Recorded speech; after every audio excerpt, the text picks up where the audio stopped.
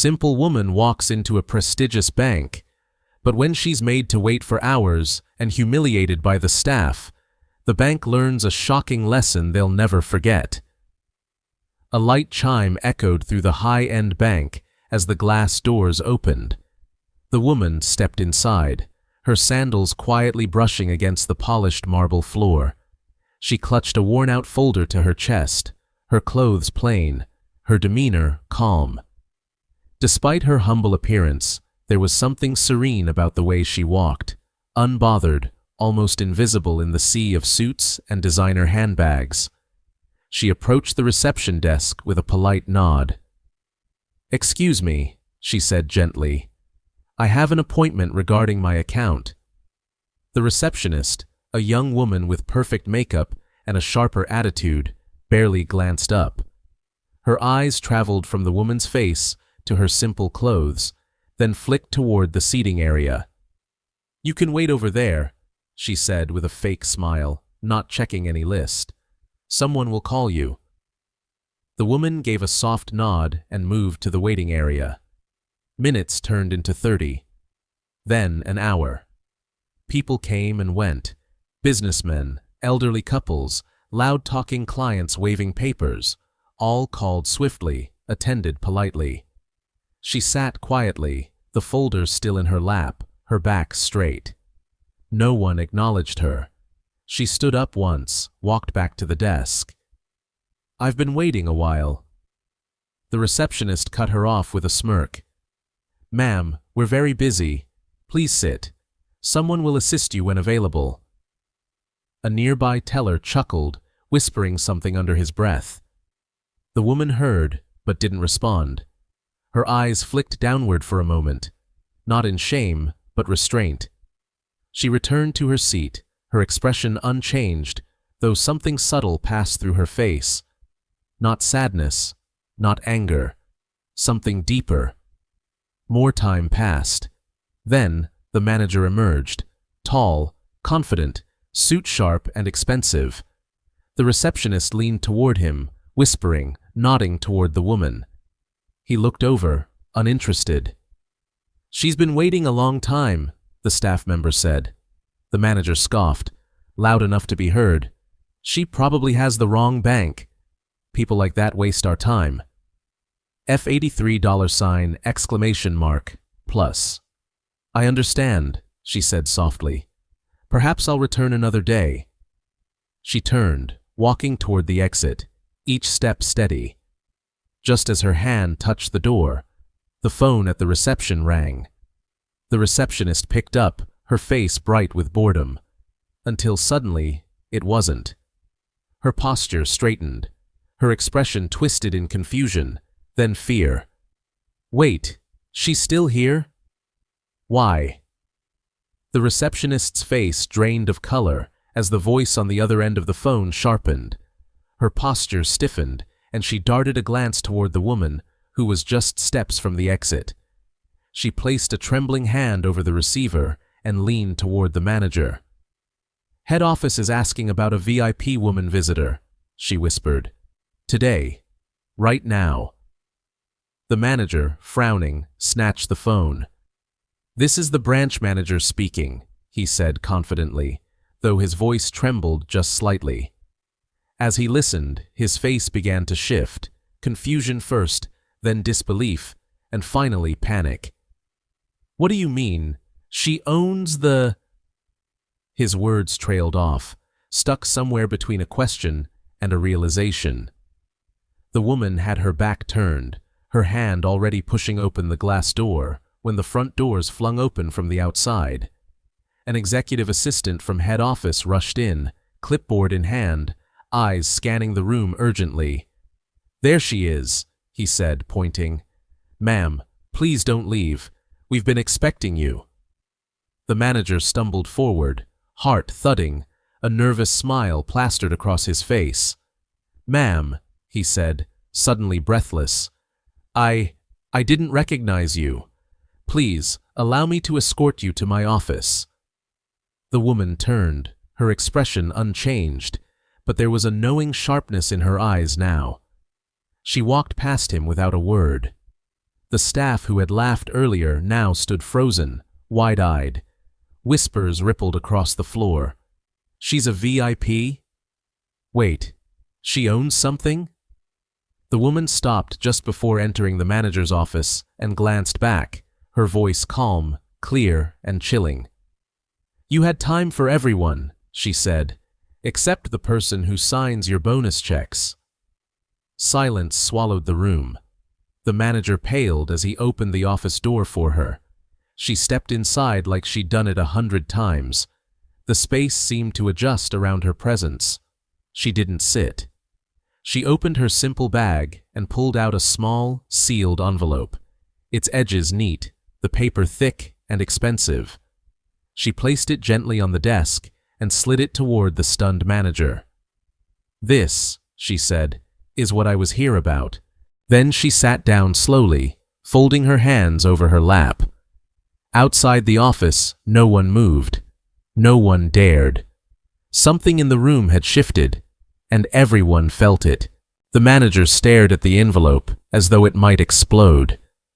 His hands trembled slightly as he broke the seal, carefully unfolding the thick documents inside.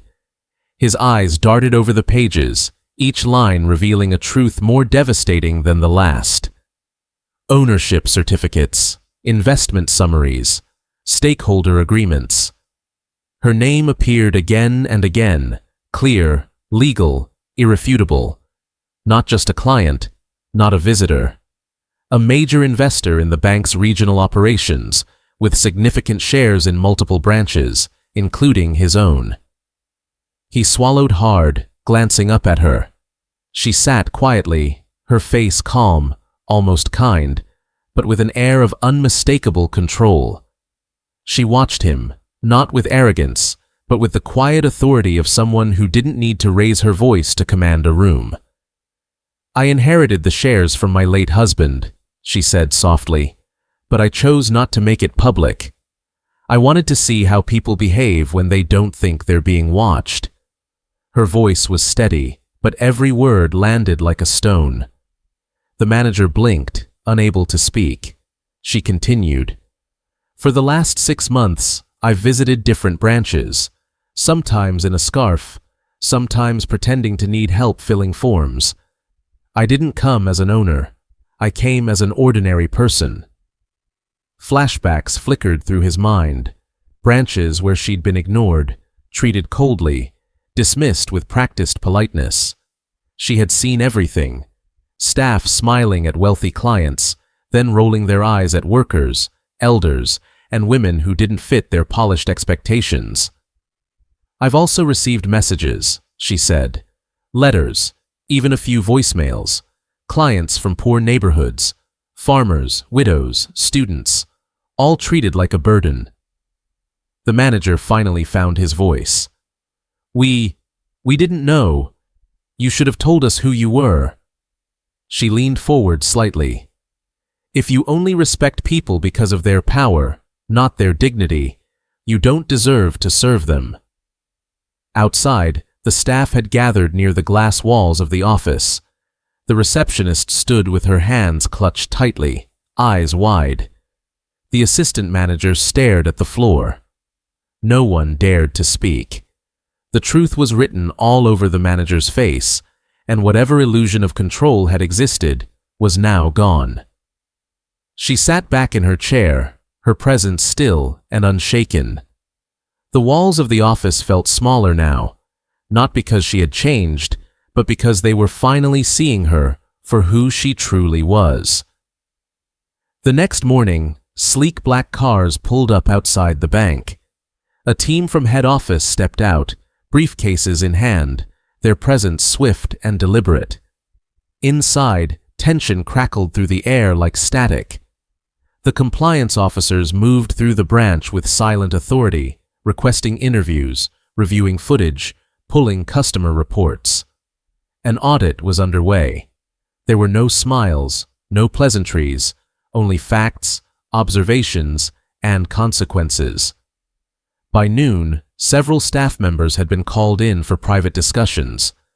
The receptionist, pale and tight-lipped, was escorted out quietly.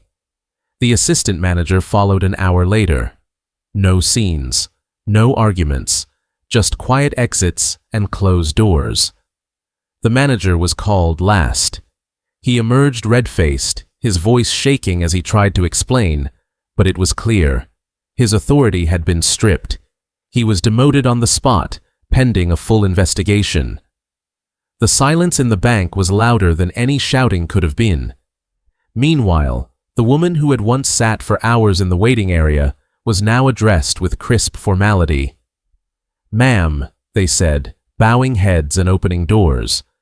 But she wore the same simple clothes, carried the same worn-out folder, and spoke with the same calm voice. She requested a meeting, not to retaliate, but to rebuild.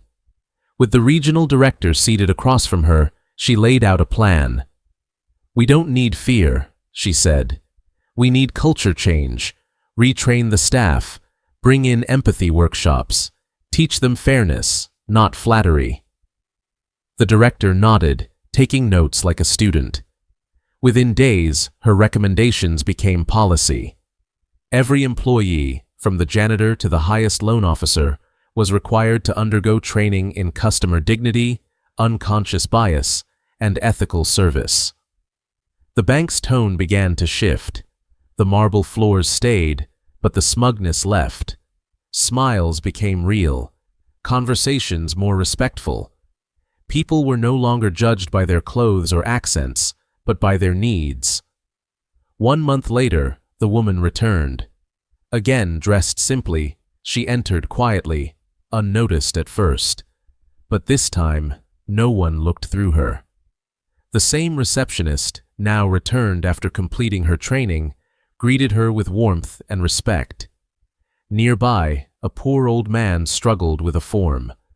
The receptionist rose from her seat, knelt beside him, and began helping with a soft smile.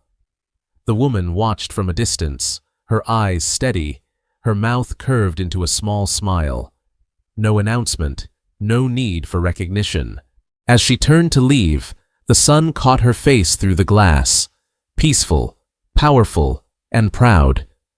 A voice lingered in the air like a lesson carved in stone.